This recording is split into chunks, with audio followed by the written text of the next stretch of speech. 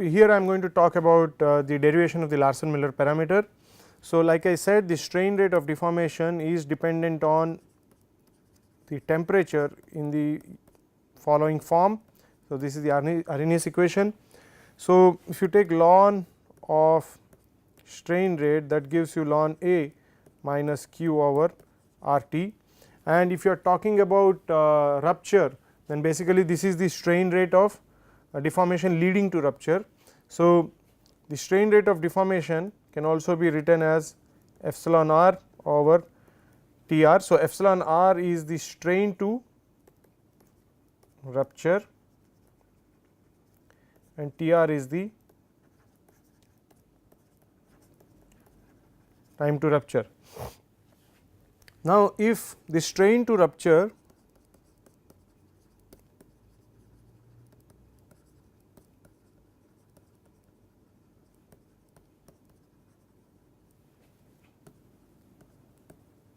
is taken as a constant. So, if you take the strain to rupture as a constant for the temperature of interest. So, if you are talking about a certain temperature range. So, if you for that strain temperature range, you are going to take the strain to rupture as a constant for the temperature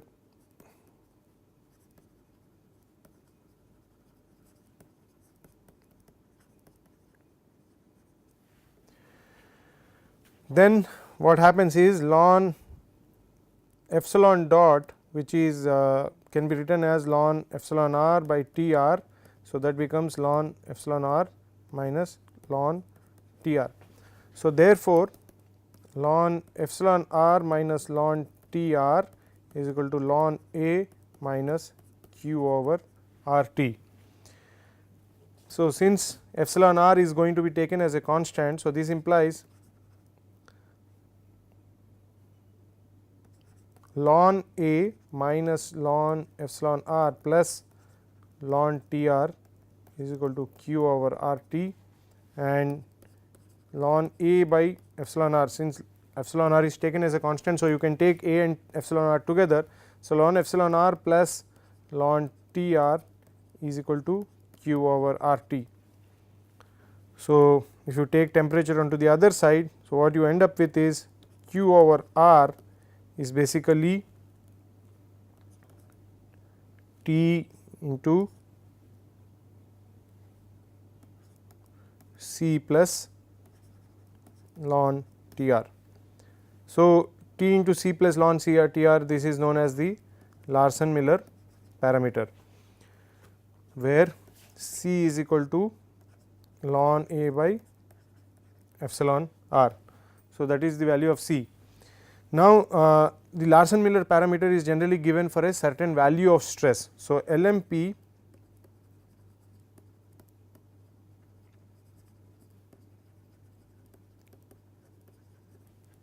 is usually associated with a stress value. That means, if the stress value changes, then the LMP also changes. This is because, if you know, we always discussed Q as a function of stress. So, Q naught is the stress free activation energy, and because whenever you apply a stress, the activation barrier is going to come down on account of the work done by the applied stress.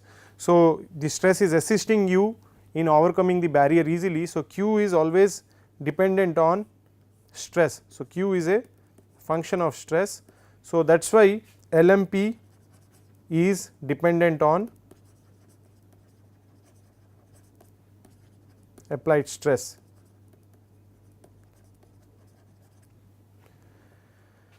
So, as the stress value changes, the LMP value also changes. Now, what we can also notice here is, if you plot ln T r versus 1 by T, then it will be a straight line. So, if you plot ln T r versus 1 over T versus 1 over T, then it will be a straight line. So, it will be a straight line with intercept C. Okay. So, what we have done here is, we have derived the Larsen-Miller parameter equation, and we are also showing that the Larsen-Miller parameter, why is it dependent on the applied stress, and we are also talking about how you can determine the value of the constant C. So, for determining the value of the constant C, you can basically take the logarithm, natural logarithm of the rupture time and plot it against the inverse of temperature in Kelvin, and it will be a straight line, and the intercept of the straight line with the the intercept of the straight line is what will give you the constant C. So, that is what I am showing in this particular slide. So, what people have noticed is you can plot ln Tr versus 1 over T for different values of sigma, and they all intersect the y axis at the same location, and this gives you the value of C, which is the the constant in the Larsen-Miller parameter equation. Now, one thing to notice in the derivation of the Larsen-Miller parameter is we have made a few assumptions. The inherent assumptions are, one is that the strain to rupture is constant over the given temperature range. So, we are assuming that for whatever temperatures you are determining your LMP, for those temperatures the strain to rupture, that is epsilon r, is equal to constant. So, first assumption. So, second assumption is the mechanism of deformation. So, we are also assuming that the mechanism of deformation, which is what will govern the activation volume, is going to be constant over the temperature range. So, we are talking about Q is equal to Q naught minus sigma V, and this is the activation volume. So, if the activation volume changes over the temperature range, you are assuming it is constant. So, when you are doing the extrapolation, you have to be sure that the mechanism of deformation has not changed, because if it changes, then you will also have a change in the V value or the activation volume value.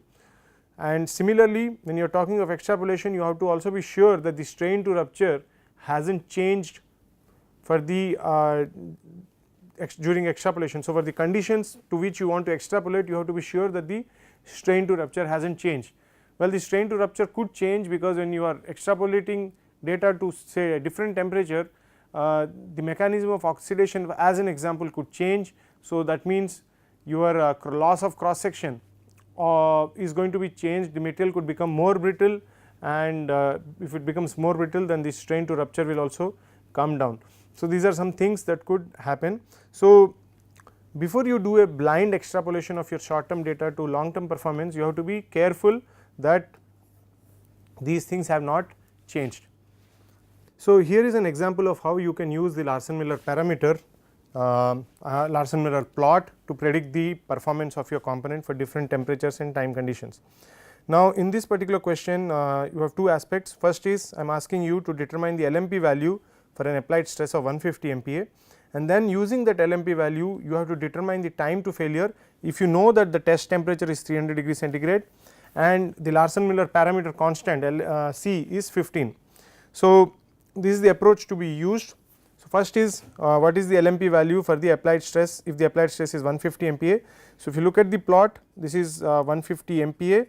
So, corresponding to 150 MPa, you have LMP of approximately 1.32 into 10 to the power 4. So, you have an LMP value of 13,200.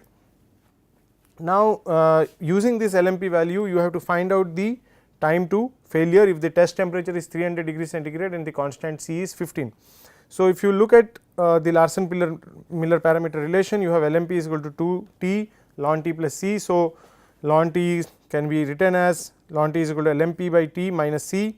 So, when T is 300 degree centigrade, you convert it into kelvins, it becomes 573 Kelvin.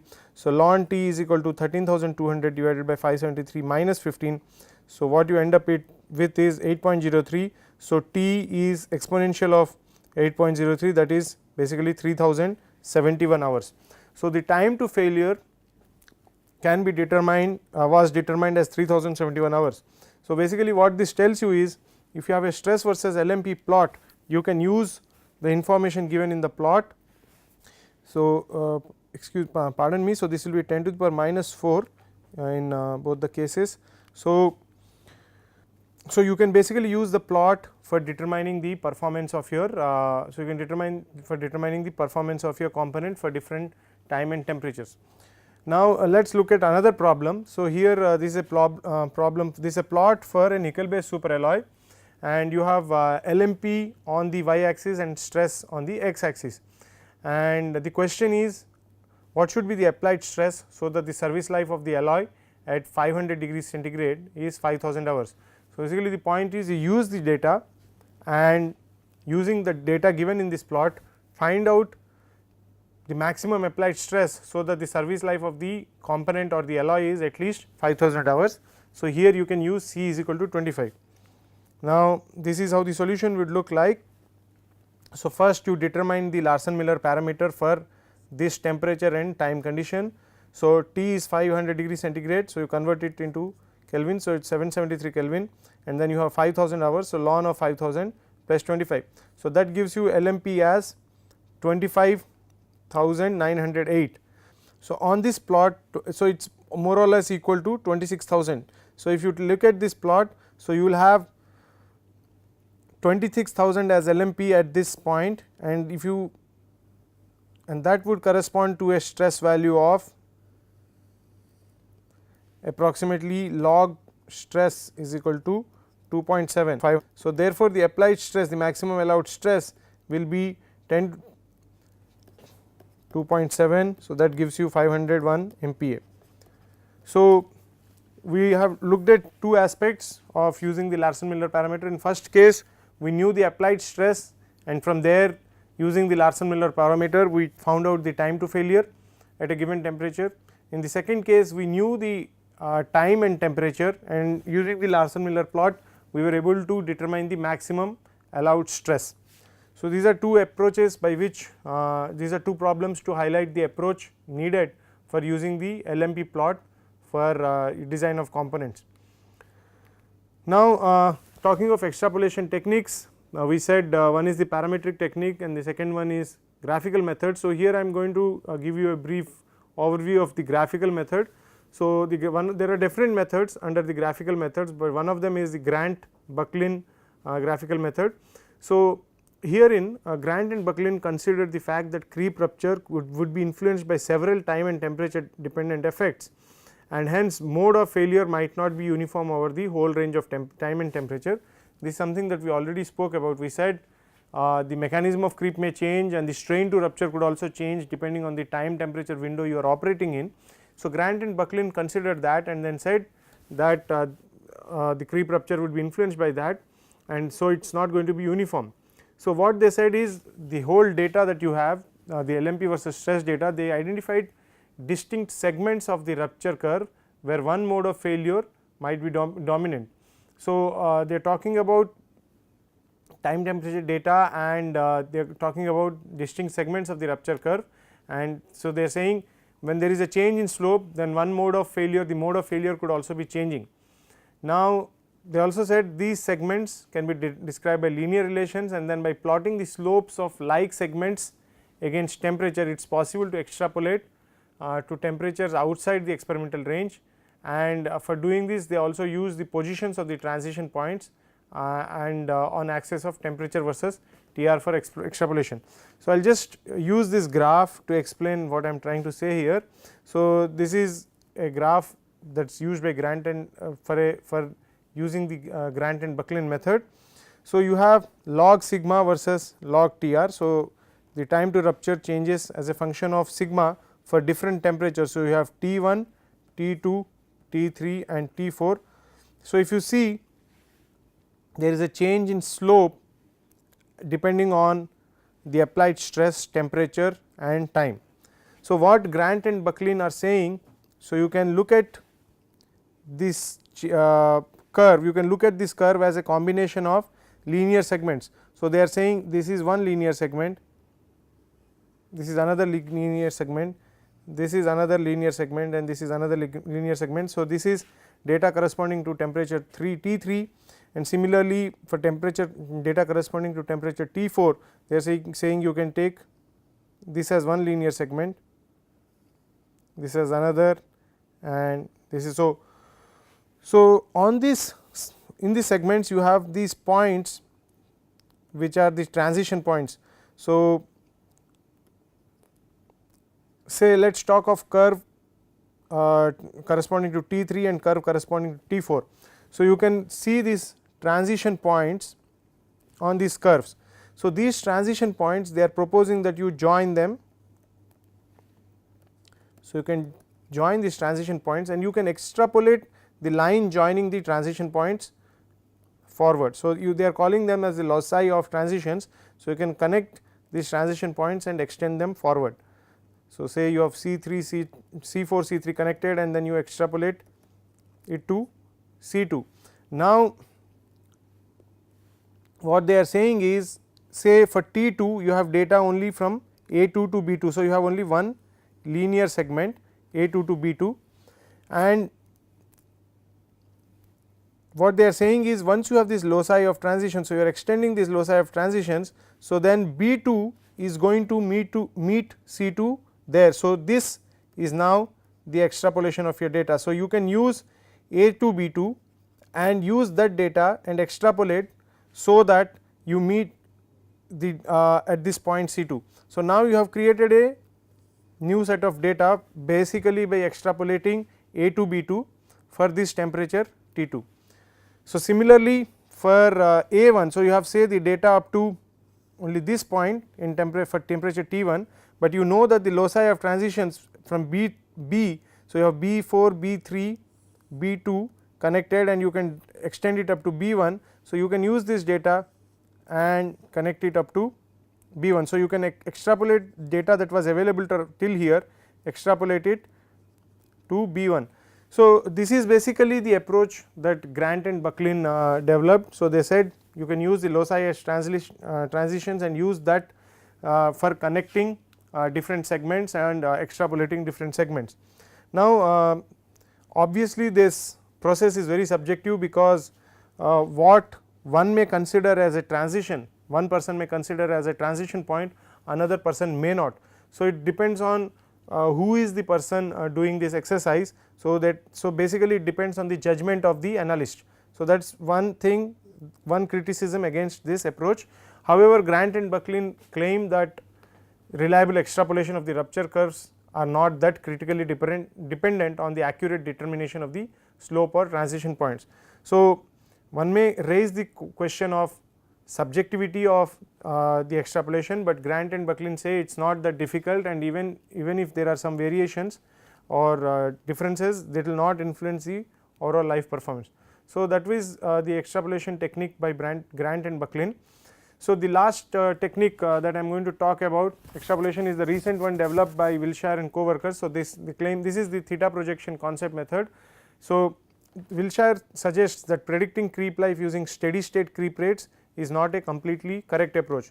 So, if you remember, I was saying strain versus time, you have steady state and you can predict the performance by using the slope of the secondary creep region, the epsilon minimum, and then based on that you can predict the useful creep life of a material.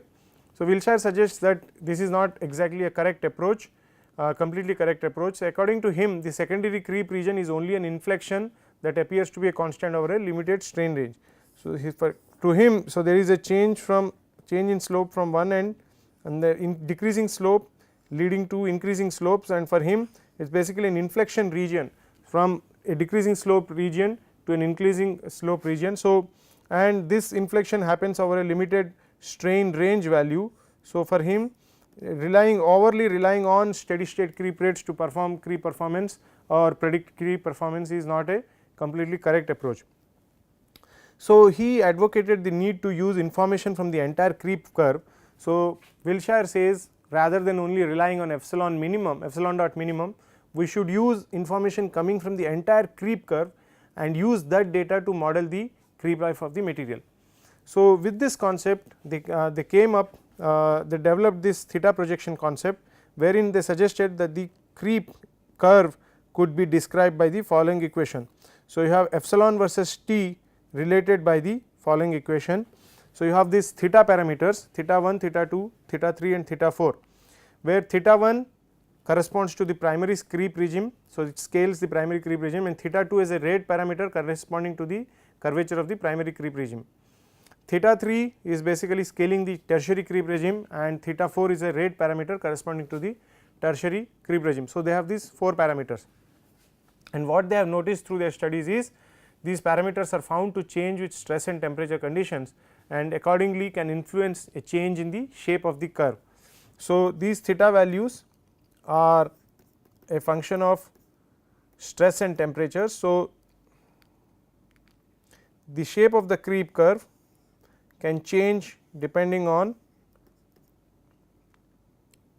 the theta values corresponding to the stress and temperature. So, that is why they believe a determination of the stress and temperature dependence of the theta parameters can be used for prediction of the long term creep properties. In addition to this, they also suggested that the conventional approach of analyzing creep data in terms of transitions of creep mechanisms may not be also correct. So, when you are talking of transitions, you are talking about a dimensional plot between epsilon dot kt dgb or sigma by g. So, you are talking about transitions happening as an example from say n is equal to 1 to n is equal to 5 and then power law breakdown, or another way of looking at it is epsilon dot versus sigma similar. So, n is equal to 1, 5, PLB etc. So, they are saying this is not a completely correct approach, and for them there is no real transitions in deformation processes that are happening. So, they say again that the theta projection method can also be used to describe this data. So, what to them what appear as transitions are actually a result of a change in some values of the theta value. So, they demonstrated their concept through data on strain rate versus stress data for a ferritic steel, and they suggest instead of looking at several mechanisms such as diffusion creep, dislocation creep, power law breakdown as different mechanisms, you can use a single dislocation based mechanism and describe your entire data. So, Wilshire contends that the theta projection approach can be utilized to quantify material behavior in complex non steady stress state temperature conditions encountered in service conditions. So, all the modeling of creep life assumes a constant stress and temperature during operation, but it is rarely true because materials undergo thermal fluctuations as well as probably change in stress conditions during service. So, that is why your creep modeling should account for that, and Wilshire says that the theta projection concept can be a better way of modeling the creep performance under this complex non steady stress temperature conditions. So, this is the example of how the theta projection method has been used. So, if they have plotted strain rate versus stress. So, in conventional way you basically look at the low stress regime as n is equal to 1, the intermediate stress as n is equal to 4, and then you are talking about the power law breakdown. What they say is the entire data that they have for the steel, the entire data can be simply described using the epsilon as a function of theta. So, they from using that concept epsilon as a function of theta, they used that and described the epsilon dot versus stress temperature using the theta projection method.